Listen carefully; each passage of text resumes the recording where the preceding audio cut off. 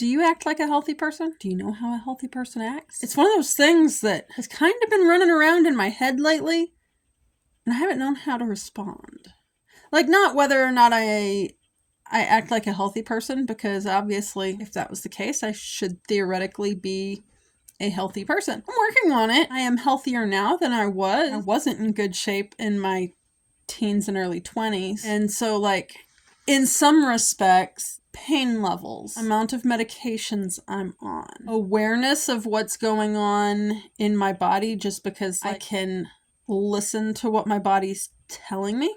I think those things I'm doing well. But when I guess this kind of comes back to that whole vision piece that I was struggling with, in the fact that I don't know what my life is going to look like. I don't know where I picked up the concept, but one thing I have picked up in the last couple months was that you don't really need to have the vision piece. You just need to be able to implement the habits of someone with that identity. Now, I'm not saying like we're going to steal somebody's identity here, but if you take on the identity and that becomes your role, to my understanding of all the subconscious mind stuff, if you identify with something, you start doing your best to pick up habits and do things that make your mind think that is who you are. It's going to find ways to keep that belief going. And therefore, it will make it easier to do things like lose weight and be healthy and make healthy choices because you identify as a healthy person or as a wealthy person or as a teacher or as, a student. Like, you don't have to think about being a student. You don't have to think about being a teacher because it's just who you are, right? So how can I get on that page if I can't visualize the life that I want at the end of this? And so I'm kind of just going on, well, what do I know? If I know what I don't want, well, what's the opposite of that? Or like the one thing I do know is that I would like to be dancing more again. There's really 2 times in my life that I've danced on a semi-regular basis. As a teenager, for whatever reason, picked up belly dancing some. And then, I guess it was in my 30s, I was going out to a campground that would regularly have dances. And so I wound up, some friends of mine taught me, I think they started with the Cupid Shuffle. And over time, I picked up stuff like the electric slide. At my heaviest, I'm struggling to get through one dance. And I'm hoping that as I lose weight, it will be easier to go through, like I can string them together. Like one of the sort of long-term things I would like to do is to be able to take some sort of a dance class. I've always liked salsa type dances, and I've started watching like West Coast Swing on here some. And so I don't know what kind of a dance class I would take. I'm sure there are places in my area that I can do that. I just don't know what kind of dancing would be available or what kind I'll be interested in when I get to the point I feel like I could make it through, a 45-minute or an hour class. Anyway, back to the topic at hand. I know I want to be dancing more. Okay, I need to kind of make dancing part of my identity. And an element of that I hadn't thought of, until recently, I was watching a channel called Cornwall Pocket Farms. She had some events that she needed to attend over the holidays, and she actually chose dresses to upcycle that would work for dancing. I had never thought about the idea that you might want special clothing for dancing. I mean, part of that might be because it was a nudist campground. But, that's not where I would necessarily be dancing. I think that's an interesting element that going forward, I do kind of need to plan in for clothes that might work for my new healthy identity. And I just decided to kind of sit down and think about, okay, what do healthy people do? What do I think their lives look like, or how do they act? I don't really watch any lifestyle channels that I would necessarily go, they're like super fit and healthy and definitely like I should map my life. Like, I'm not doing that. I'm just kind of like, as a generalization, what do I think most of them do without thinking about it? Kind of like with decluttering, the concept of somebody that's born organized. They kind of always have a tidy home, know when they need to be doing things, when they need to tackle this chore or that chore, or they just instinctually, this thing has been getting shuffled around the house. It just gets decluttered automatically, and they don't really even know they're doing it. So, like, what are some of those things that maybe I can work on building into my habit repertoire this year? So some things I thought about, and feel free in the comments down below if you can think of anything that just stands out to you as something that all the healthy people you know do this. Or, hey, you might want to think about that. I know I need to move more, like other than that, I don't know what I don't know, so help me out. But some things that I have thought about as possibly being things I think they do. I think they are probably active more than just for weight loss exercise. A lot of times I see people on YouTube where they start exercising just because they want to lose weight. And then they either stop when they've lost the weight, or it kind of becomes a drudgery sort of thing where they go the other way and it just kind of overtakes their entire life. And like they live at the gym type of thing. So for me, like active more than just for weight loss. I know something like gardening is one of those things where it's active. It also includes a weight component a lot of times. And I know that that's going to be important for maintaining muscle mass. Maybe I will get into a better routine of gardening because that's already one of my hobbies. And so doing it more would not actually be a problem for me. I would like that and enjoy it. Not to say I'm not going to keep walking. I think if I can get to a situation where I'm not constantly dealing with pain or foot problems, I do think I will continue walking because I have enjoyed that. And I like talking to people around the neighborhood. It's really kind of weird. I kind of didn't want to walk because I was afraid people would think it looked weird or wonder what I was doing. And then the more I walked, the more I started to get to know people. I know a lot of, and I mean, some of it's because they own dogs too. But if you get to the point where you're talking to them on a regular basis, even if it is just a hi, how are you doing type of thing, it kind of builds community, which is nice because I do walk in my neighborhood. And of course, if I build in some dancing in there somewhere, that would be another thing that would just keep me active during the day as well. I think they probably choose healthy food options more often than not. Like, I don't necessarily think they probably give themselves quotas. Like, I don't think they actively think, well, I need to eat healthy 80% of the time and then I can have junk food 20% of the time. I don't think they necessarily go to that extreme. I think they just sort of naturally have trained themselves, or maybe as kids they trained them, their parents trained them towards making healthy food choices when they came up. So maybe that looks like choosing the healthier of two options on the buffet. Or maybe that looks like you've eaten a meal and you're a little hungry, but it's not horrible. It's like your options are go have a snack or, do something else to take your mind off of it until the next meal. I think they probably naturally do something to take their mind off of it. And then, if they're still hungry, maybe they'll go get a snack. But I don't know that it would be every time they just get up and go get a snack. They probably eat in moderation. So I think the way I've heard it mentioned from various influencers is you eat until you're not quite full. And then I don't know how they say it. You eat until you're full and then you stop. You don't force yourself to clean your plate or that kind of thing. And I know with my brother, he's always been fairly thin. I was going to say, even though he's I'd like to lose 20 pounds. Yeah, okay. Yeah, I can give you 20 to lose as well. But, he didn't like that idea. Growing up, he would just sort of naturally always leave 1 or 2 bites on his plate. I was never like that. Eating in moderation is one of those things they I think maybe they have a better gauge on what's going to make them full versus just guessing and then they weren't right, so they just kept eating type of thing. I don't think healthy people feel guilty for enjoying foods that are indulgent because it's not something they do every day. You know how if you go out to eat and they have dessert or they like offer you dessert as you're sort of finishing up, it's kind of, at least for me, it is easy to be like, yeah, I definitely want something, you know? And then at the same time, if there's sweets in the house of any sort, it's easy for me to continue to say, yes, I'll take one of those. Yes, I'll have one of that.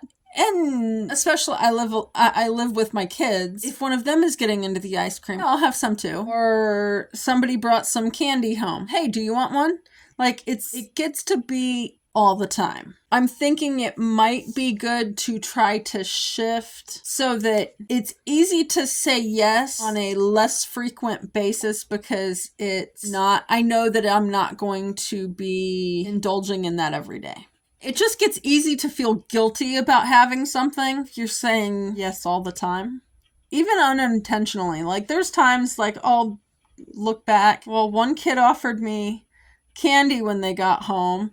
And then, you know, another kid wanted to bake that night. And then all of a sudden I look and I'm going, man, I hit calories today, no problem. But half of it was junk food. And then I feel a little guilty. And I don't think they probably feel guilty because I think someone who's healthy and lives a healthy lifestyle, my guess is they would say yes to whatever was baked goods. But it would be one of those things where it's like, it gets baked and then you eat a full meal and then you have it. Whereas if somebody bakes brownies here, it's sort of, are they hot or are they cooled off enough that you won't burn your mouth? That's when we dive into the sugar. But likewise, I think it's probably that they don't feel guilty about it because it's occasional. They don't bake brownies or cake or cookies every single day, I think. In my fictional made-up world of healthy people, my guess is that maybe they have pie on a weekend with their family dinner. Or, you know, that whole Sunday dinner thing idea. Like, you'd have the fancy dessert then, but maybe not through the week. So maybe that's one of those things I need to I guess it would kind of be a work on making sure we don't just rule it out unless we're grabbing junky sweets at the store as impulse purchases. Like, I know I went to the store the other day to get our water jugs refilled, and they have this sale. It's a buy two, get three free sale. It's usually a fairly decent sale for a few things and not for a whole bunch of others. But like one of the things that, like, they had these little mini muffin, I think they were chocolate chip muffins or blueberry muffins or whatever. But like it's a big box and it'd be like your snack pack type things. And like, it's not something we normally get. But like I had to sit there and go through in my head, you need to buy just what we would normally get that are also mathed out to be cheaper. I did get some carrots. So I know I asked you guys to vote on things that you want me to try first. The first thing is going to be carrots so I can kind of see where I'm at on that because they had 1 pound bags of carrots, organic carrots even, I believe, for $1.50, which would make a 2 pound being $3, which is about what I would pay. I think Aldi's has them for $3.29 for a 2 pound bag. But instead of actually getting 2 pounds for $3, I got 5 pounds for $3. I'm not sure I'm necessarily going to get through all of those, but we're going to try to see.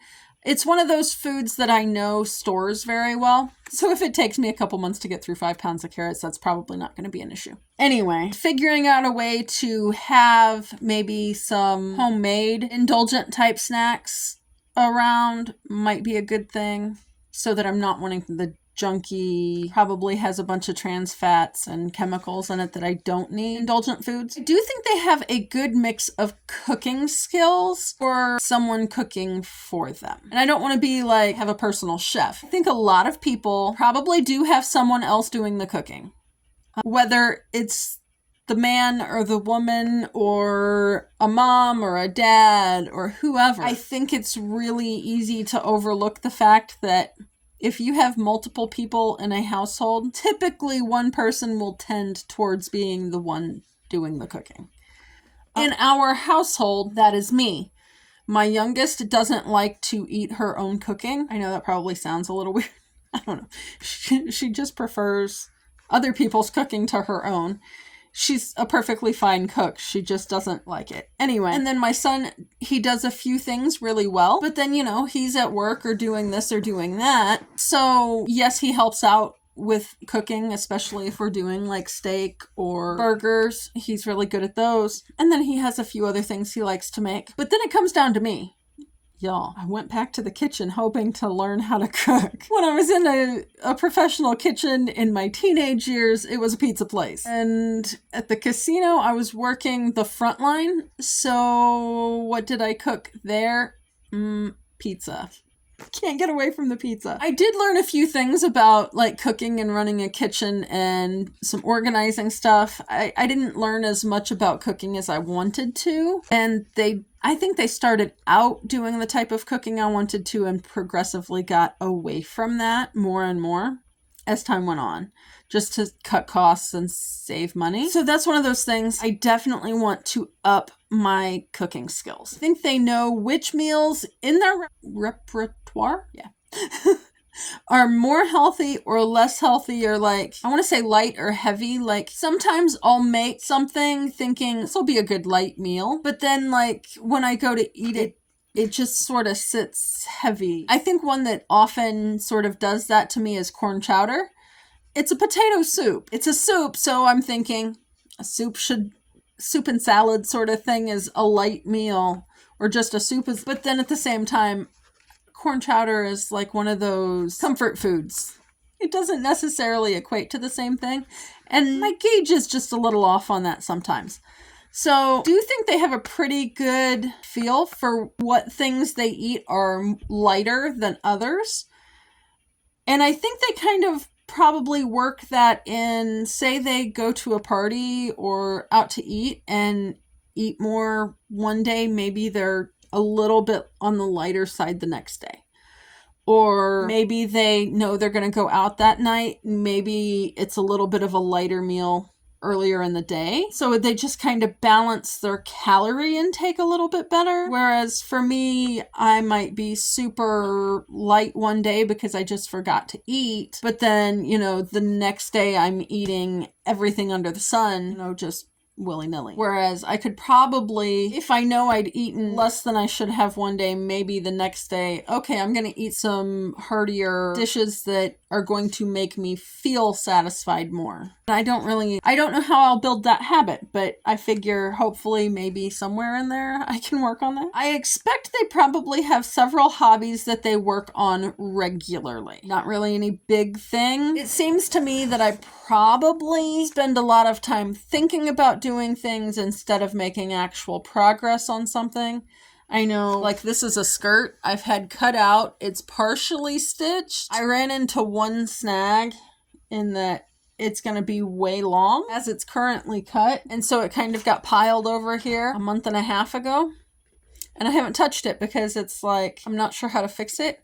Although, my youngest is like, just cut 2 inches off of every layer and it will be fine. And it would be. Have I done that? No. So anyway, I think they have hobbies and I think they work on them. Like, I think a healthy person would just sort of pivot or transition better. And I don't know how to build that, but I think I want to figure it out. And then I think for most healthy people, those hobbies in some way contribute to mental health, their relationships, and they probably promote healthy choices. Just as a for instance on this one that I could easily think of, gardening, it's a fairly active hobby. Like most people are not sitting down gardening. You can, don't get me wrong. I did more than one occasion hobble out to the garden when I was down with my broken foot and weed from a sitting position in a chair because I was going stir crazy and I wanted to get my hands in the dirt. But like, not only is gardening typically an active thing, it also has the side effect if you grow any veggies that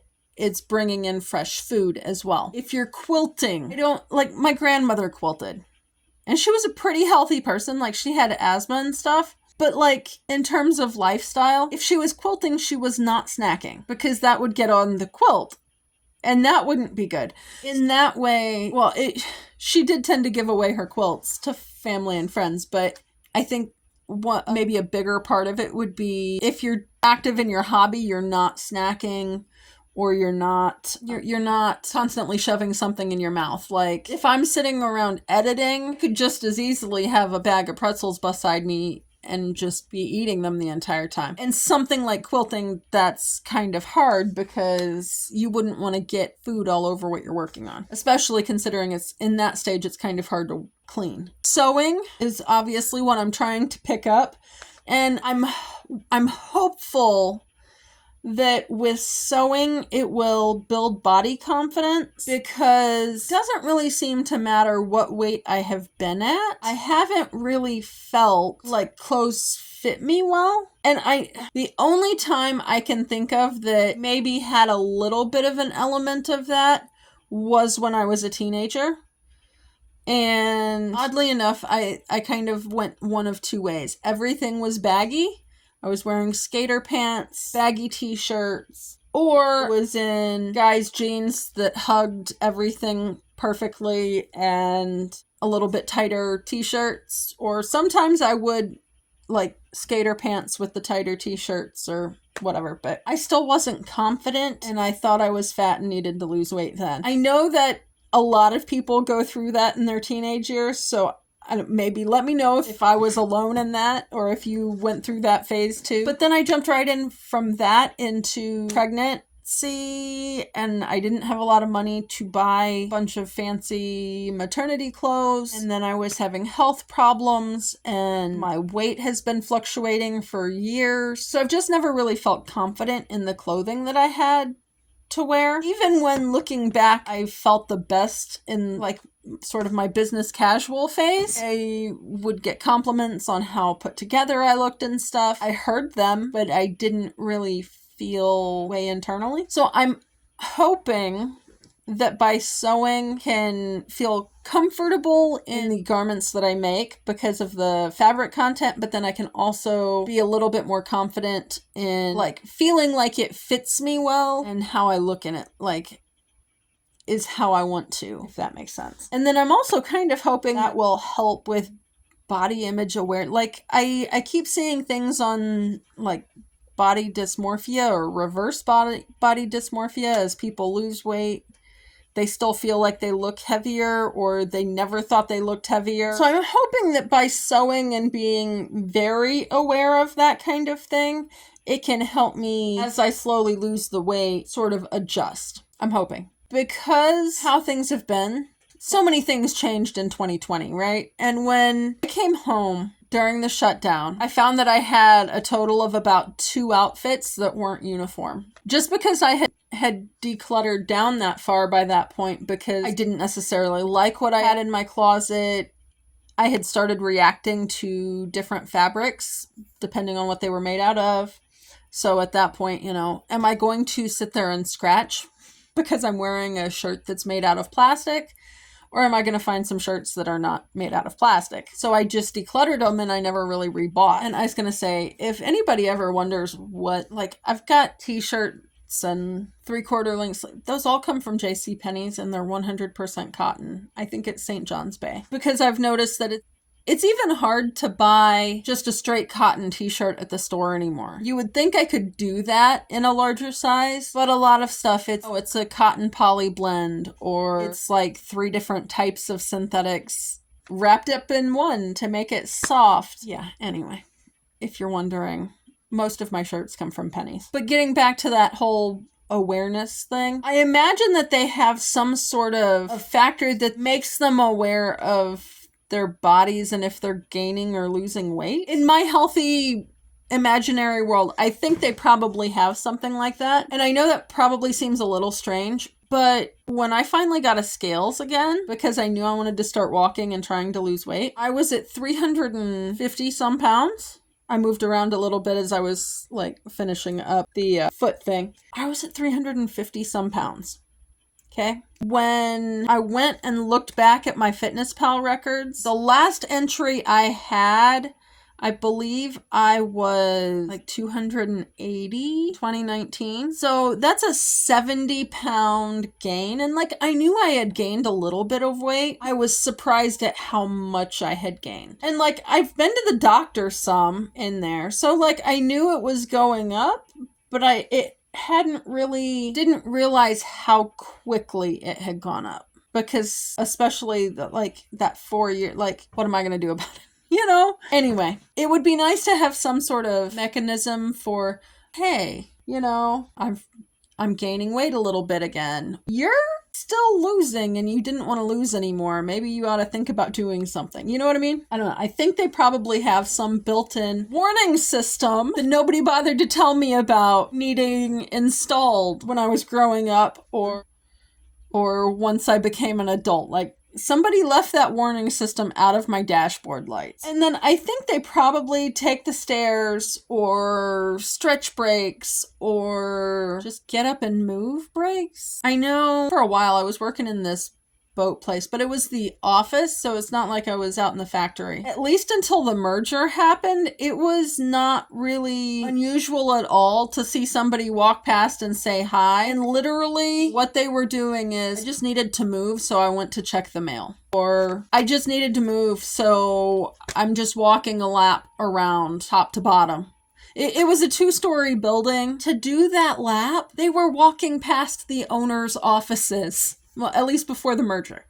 They were walking past the owner's offices. And they got me doing it. It was perfectly fine. The owners did not care. They were just fine with it. They would say hi. They would occasionally do it. But you've got to have the confidence to say, hey, I need to take a break and move a little bit.